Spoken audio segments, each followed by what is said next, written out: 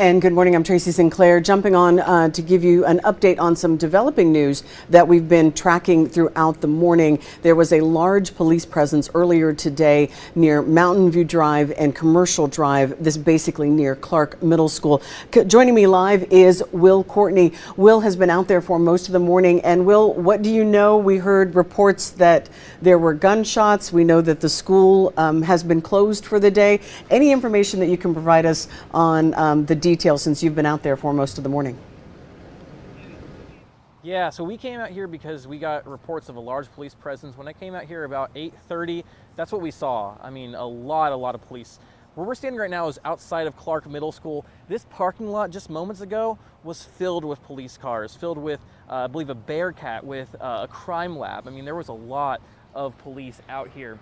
On top of that, when I was driving in, I also got to see police officers standing in that general direction right behind me. There is a trailer park right behind, or some sort of apartment living situation right behind Clark Middle School, and that's where a lot of these police officers were facing, wearing helmets and holding rifles as well. Now, what we understand from APD is that there's been a disturbance with a weapon. What that means, we're still trying to get a better idea of. When I got the chance to talk to a police officer, he said that there was someone who was running around with a gun, firing shots. He actually did not report that there were gunshots fired. He just said there was a person with a gun. When I spoke to several people this morning outside of the Shell, right across from where this allegedly may have happened, that's what they were saying, that they heard several gunshots.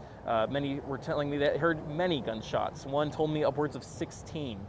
All at the same time, you mentioned that this school has now been closed down. For the day. That's how I understand it too. I've gotten to see one specific student get reunited with his father right across from the grocery store just across the street from me.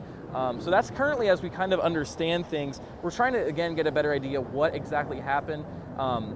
There were efforts to try and allegedly locate someone or something. We saw drones get launched off from just this area right next to me. But again, trying to get a better idea of what actually happened. That's what we're working on now. And as I said, you've been out there for most of the day. Right about the time when school was supposed to start, did you see a lot of cars arriving, people dropping their kids off, or at that point were they just being told, no, don't even drop them off, turn around and take them someplace else?